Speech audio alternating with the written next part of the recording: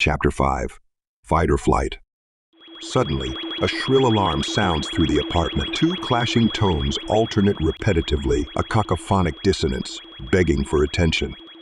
Raylan immediately sits up and checks his arm clip display. At the same time, the mechanical buzzing noise of an electric motor is heard in the gallery, while a series of metallic clanks resonate from the entrance door, like the rapid closing of multiple locks. Everybody jumps to their feet. No, it can't be, Raylan mutters, staring at his display. Alarms were triggered at the elevator. Rapidly blinking red dots on the layout of his building level warn of ATC comm signals. Ray? Saren asks nervously. She grabs her jacket and throws Taryn hers. Arya holds onto Chiron's arm, seeking shelter under his towering figure, while Evren shoulders her satchel, instinctively searching for escape routes. What's going on? Chiron shouts at Raylan over the alarm. My raid alarm. Raylan quickly replies, turning off the alarm. I installed it when I moved in. It's set to detect ATC comm signals. Raylan looks at his friends frantically and comes to a decision. Follow me. He shouts and runs toward the stairs to the gallery. A loud boom is heard from the entrance and smoke billows into the apartment. Ray sprints up the stairs and hits a switch on the wall. A trap door opens and a ladder extends down from the ceiling. Another boom from the entrance echoes through the apartment. Get up here. He shouts. Go, go, go. Raylan motions Saren and Taryn up the ladder. Arya and Evren are right behind them, their faces contorted in primal fear. Suddenly, Evren flinches as her arm clip vibrates. She instantly blocks the call, waiting for Arya to make her way up the ladder. Raylan looks back down and sees Chiron at the foot of the stairs, staring up at Raylan and then at the entrance. Chiron, hurry. Raylan watches as Evren waits to climb up the ladder after Arya. As Evren vanishes into the ladder duct, Chiron turns back to Raylan and gives him a parting grin. Now, man, I'll stall them down here. He salutes Raylan and walks toward the entrance. Another boom breaks the door open and whips it against the wall. Hinges broken. A cloud of smoke enters the apartment. No, Chiron, Raylan shouts in despair. Through the smoke, he spots Chiron's towering figure looking back at him. Don't worry. I'm a Discord star. They got nothing on me. He grins and vanishes into the smoke. As Raylan quickly climbs up the ladder, he hears from below the grunts and hits of fists and feet against leather, the shuffling of feet and furniture smashed by falling bodies. At the end of the ladder duct, Saren flips the hatch open and finds herself in a small room with wall shelves. The acrid smell of oil and solvents is strong. Taryn, Evren, and Arya follow, filling the room, unsure what to do. Raylan squeezes by them and opens the door to another corridor. Arya looks down the duct. Where is Chiron? She asks, fearing Chiron's crow attitude toward running from a fight. Raylan shakes his head sadly, but respectfully, as he replies, he wants to stall them down there. Arya's eyes widen in horror as she imagines Chiron fighting hordes of faceless enemies. Who the fuck is them? Ray? Saren is irritated and annoyed. Lack of control always makes her itchy. She nervously looks up and down the corridor as she follows Raylan. I don't know. Raylan responds cynically. ATC. My dad? The Ecos? Aliens? Raylan's cynicism reaches new heights. At this point in time, he would not even rule out aliens. He leads the group toward the stairs to the roof. What do you think? He scoffs, annoyed at Saren's ignorance. Of course, it's the ATC. At least they're comm signals. That's what triggers the alarm. Raylan spent quite some time acquiring the ATC frequencies and fortifying the apartment for exactly this type of worst-case scenario. He just hoped it would never come to this. We'll take my copter from the roof pad, he says as he hurries toward the T-junction of the corridor. A door with a stairs pictogram is set into the wall. Sprinting ahead to open the door, Saren senses a threat from her left. In the last split second, she dives into a body roll, and a stun bullet passes her, sending sparks flying as it hits the opposite wall. The others skid to a halt as they see Cyphron, pointing an elegant long-barreled stun pistol at them. Not daring to breathe, they stare at the barrel of her gun. I thought you'd try something like this. Cyphron states nonchalantly while she carefully watches Saren get up from the floor. Saren lifts her arms, smiling mischievously. So this is Cyphron, Ray? She asks, slowly lowering her arms with outstretched hands. She takes a step toward her friends, but Cyphron whips the gun around, taking a step back to block the stairway door. Seren cocks her head and pouts. Aw, come on, you won. She purrs. No need to treat us like that. Looking Cyphron up and down, she breezes, Ray, you never told me that she's such a looker. smiling heartily. Seren steps toward Cyphron, who frowns at Seren's cheery attitude. Have you ever been with another Len, sweetie? She asks with an alluring voice, slowly advancing toward her. Cyphron raises her pistol in disgust, offended by Seren's proposition. Standing between Cyphron and her friends, Seren turns away from Cyphron and smiles at them. My turn. She whispers. In a blur of motion, Seren pirouettes like a ballerina, kicking the gun out of Cyphron's hand. The gun ricochets off the wall, falling to the ground with a shattered barrel. Cyphron looks down at the gun in surprise. She did not even see Seren move. Ceramics, huh? Seren notices approvingly as she raises her fists. Nice. Cyphron fails to anticipate the blazing speed of Seren's follow-up punch to her body, sending her stumbling away from the door. But you don't bring this to a street fight, darling. She lectures Cyphron about the situation she is in. She sends another punch toward Cyphron's face, but Cyphron has caught her balance again and arches back to evade Seren's fist. Angrily staring at Seren, she prepares to retaliate. Go, this won't take long. Seren grins at her friends, sidestepping Cyphron's sucker punch. Let's go. Evren opens the door and pushes Arya through. Taryn stands motionless with an open mouth, watching their fight unfold. Raylan grabs her shoulder and drags her along through the door. As she runs up the stairs, she hears Seren challenge. Let's see what you got, Len. Seren circles Cyphron with light steps and tightened shoulders, fists raised, while Cyphron just pivots around her axis, matching her every move. She silently waits for an opening, knowing that time is on her side. Seren hears the faint noise of steps trampling up the staircase below. A minute and 10 tops. She estimates the arrival of reinforcement. Instinctively, she surveys the scenario: closed walls, concrete floor, one threat, one exit. Find the solution in under a minute. Out of a standstill, Seren flings her body at Cyphron and tackles her to the ground. Cyphron frantically tries to separate. Surprised and horrified by Seren's growls, her fingernails pierce through Cyphron's clothes and seething pain shoots up her back. The sweet fragrance of Seren's hair bedazzles her as Seren bites into Cyphron's neck, drawing blood. Cyphron cries out in pain and she feels her own warm blood wetting her neck and shoulder. Terrified by the bloodthirsty demon above her, her survival instincts let her legs kick in a wild frenzy, finally breaking Seren's deadlock grip.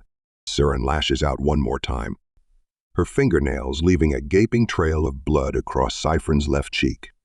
Cyphron does not want to fight anymore. Not this thing. She crawls toward the approaching steps of her backup, staring back at Seren with a terrified gaze. Seren's hair is a wild expanse of curly strands sticking out in every direction. Her mouth and cheeks are bloodied. A maniac grin reveals her white teeth. She rams her boot into Cyphron's back and sends her sprawling toward the staircase. The sound of heavy breathing and multiple footsteps swells up from the stairs. Uh-oh. Seren whispers and runs for the stairway to the roof. Kill her. Kill her now. Cyphron screams at the top of her voice. As Seren opens the door to the roof, she sees Cyphron crawling towards the guards who run up the staircase. Seren wipes her bloody mouth, looking at the raised guns of the ATC guards. Those were not stun guns. She swivels around as bursts of gunfire hit the door, and she sprints up the stairs toward the roof. When she pushes the door open, another burst of bullets whizzes past her from below. She starts running toward the waiting copter, motioning them to lift off. Go, go, go! She shouts as she crosses the large copter pad. The copter slowly lifts off, swaying back and forth, its open door beckoning Seren to jump in. The wind from the rotor presses the air out of Seren as she prepares to jump into the copter. Suddenly, something bites her left leg, and she stumbles forward. She misses the copter, falling to the ground. Bullet trails pass over her and hit the copter's lower frame. Seren! Taryn calls out in anguish, but is paralyzed in fear. Suddenly, Arya jumps out of the copter. Driven by impulse, she utterly disregards the real danger for her own life. Arya picks Saren up from the ground and hurls her small body aboard, her chest muscles straining under Saren's weight. The copter gains more height as Arya pulls herself up on the landing skid. Taryn reaches for her arm and draws her into the copter. Evren taps the console and the door closes with a hiss. The clacking of bullet hits against the underbelly resounds through the cockpit as Raylan makes a turn away from the landing pad, leaving the mayhem behind. Arya sits on the floor, breathing heavily. She clasps her shaking hands and stares at the dents the bullets left on the inside of the chassis. She still cannot believe what she just did. Saren clasps her lower leg, moaning in pain. Blood trickles down her shoes. The pant leg is dark red around her calf. The first aid kit is under the right seat. Raylan advises Taryn while checking the air traffic screen. They'll be on us in a minute. He warns them. Any bright ideas? We need one right now. He adds and turns the copter south, the closest way out of the city and its surveillance. Evren hectically flips through engineering holograms and service settings of the vehicle, looking for the tracking module. Her finger follows a data line in the explosive view of the copter. One bright idea coming right up, She says. Looking at the roof console, she opens a small hatch, checking the hologram again. Then, she determinedly rips out a chip module and throws it to the floor. There, no more tracking. She says, satisfied. Now they've got to spot us to find us. So, fly naturally. She adds, unsure herself how to achieve this. But where to? Raylan needs a plan quickly, before he has to address the real horrors that lurk at the edge of his consciousness. South is fine. Evren grunts. The gods is south. She turns to the back to check on Saren. Her jaded expression and pale face shock her into reality. Saren is sprawled across the seats, her left leg extended. Arya has cut her pants open and is now applying a compress to stop the bleeding. Saren's calf is soaked in blood, and still more blood is trickling out of the enter and exit wounds. She grimaces and hisses in pain as Arya applies healing gauze and pads to the wounds. Trying to cheer Saren up, Evren nonchalantly asks, You're gonna make it. Go fuck yourself. Saren replies between clenched teeth, reaching for the hand grip. This hurts like a motherfucker. She arches her back and presses her eyes shut. We need a first aid station now. Arya insists while she wraps layers of bandage around Saren's calf. No way. Saren grunts and tries to sit upright. They'll nab us anywhere in the city. You are losing blood, Saren. Arya warns her, pointing at the already blood-soaked bandages. Saren shrugs her shoulders and tries to reassure her. I'll be fine. I just need some rest. I've had worse fights. Grabbing Arya's arm, she intently gazes at her, locking Arya's eyes with hers. Thanks, Emma. She says, deeply gratified. You saved my life. A small yellow warning light in the pilot's console springs to life, accompanied by soft repeating beeps. They've hit the batteries. Raylan says. We're losing power. He watches the main power gauge column sink at an alarming rate. Where are we? Evren gazes out into the dark. The Lacoste district lies behind them. The dense patches of lights thin out as they approach the city limits.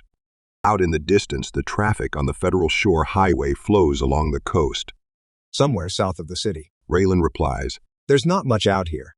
He consults the map as the battery warning light turns red. Evren taps the seat nervously and turns to Raylan. We have maybe a minute and a half of flight time. You better find a landing spot soon. She urges him anxiously. Raylan nods quietly and turns the copter toward the shore highway. Acrid battery fumes creep into the cabin, and Evren notices a thick trail of white smoke behind the copter, disappearing into the darkness. Rechecking the map, Raylan lowers altitude and peers out into the dark. In the distance, faint lights appear, shaping into a small village nestled close to the highway. The copter starts to vibrate as the rotor speed slows down. Another warning light appears and another, one after the other. Secondary electric systems shut down, air conditioning among them. The acid fumes of the batteries seep into the cabin, burning their lungs and stinging their eyes. Arya pushes the door open and chilling winds lash at their clothes through the open door. But the cold, clean air rips away the toxic fumes. Coughing and wheezing, Raylan gasps for air, trying to distinguish details on the ground. The copter quickly loses height and sails toward the dim lights of a charging station beyond a field of corn. Raylan senses the ground shooting up toward him, and he revs the engine to maximum power. A rotor screams in mechanical agony. Pulling the steering toward him, the copter levels out before the power cuts off completely. Brace! Brace! Raylan shouts, still desperately working the steering. Corn plants swish and scrape along the bottom of the copter as it glides down into a cornfield. The AI calculates the exact time of impact, deploying the automatic safety bags 100 milliseconds before the nose of the copter touches the ground. The passengers are pinned against their seats and then pushed into the bags as the front of the copter hits the ground with a jarring crash, spewing up plants and chunks of soil. It cuts a path through the corn plants, finally coming to a rest. The sudden silence rings in their ears as they try to free themselves from the safety bags. Slowly, the air in the bags releases and Raylan angrily swipes away the rest of the silken bag. Looking to the back, he sees Siren and Taryn in embrace, while Arya untangles herself from her safety bag. Everyone okay? Raylan asks around, his face illuminated by the dim emergency light. Groaning, Siren sits up and grimaces at the sharp pain in her calf. Nice landing, Crow. She moans. Let's get out of here. Can you walk? Taryn asks worriedly. We're not staying here, sweetie. Siren assures her, waving at Taryn to leave the cockpit. Everin agrees. They'll find this copter soon enough, tracking module or not. Arya activates her arm clip light and steps out into a dense forest of corn stalks. Her light casts across rows and rows of towering corn plants, instilling life into the flitting shadows of their stalks. The acrid smell of the damaged battery still hangs in the night air. Raylan exits the copter and lifts Siren up. Following Arya, he carries her toward the charging station. My hero. Siren kisses Raylan playfully and rests her head against his shoulder. Among all the mayhem, she finds a moment's peace from the inconvenient truth that her blood loss may become critical soon. Looking back at the smoldering copter, Raylan shakes his head at their lucky escape. Next order of business, find a safe spot. He grimly thinks to himself. The thoughts about his futile past still prowl the edges of his consciousness, yet they feel less horrifying now. Everin walks behind the others and checks the local map. Here at the outskirts of the city, only a few settlements remain before a vast stretch of uninhabited steppes and deserts take over further south. Without transport, their escape may soon end in a jail cell. Someone call a cab. Everin snorts cynically, knowing that all their arm clips are useless for communication. Frustrated, she kicks a random corn stalk as she walks by. Would they come all the way out here? Arya is surprised that there would be any city services beyond the suburbs. Irritated by Arya's ignorance, Taryn acknowledges that others may not be as fluent as her in staying undetected. She calls to them. Listen, don't use your arm clip. They'll trace your ID, and even out here, they can pinpoint us in minutes. Looking at Arya, she adds, We cannot call or CM anyone, use bank accounts, or connect to anything with our ID tag. Well, you can still use the arm clip. Everin argues as she begins walking again. She overtakes Raylan, who still carries Siren, and explains, Anything without ID tag data is fine. You can receive all the data you want, but don't use your ID. Everin drives home her point. They break the cornfield and climb up a slope toward a fenced charging station. Walking along the fence, they spot a small road leading south. This late at night, no one observes the 5 figures approaching the small village. Next to the charging station, an abandoned bus stop offers temporary shelter, and Raylan lets Siren down onto a bank.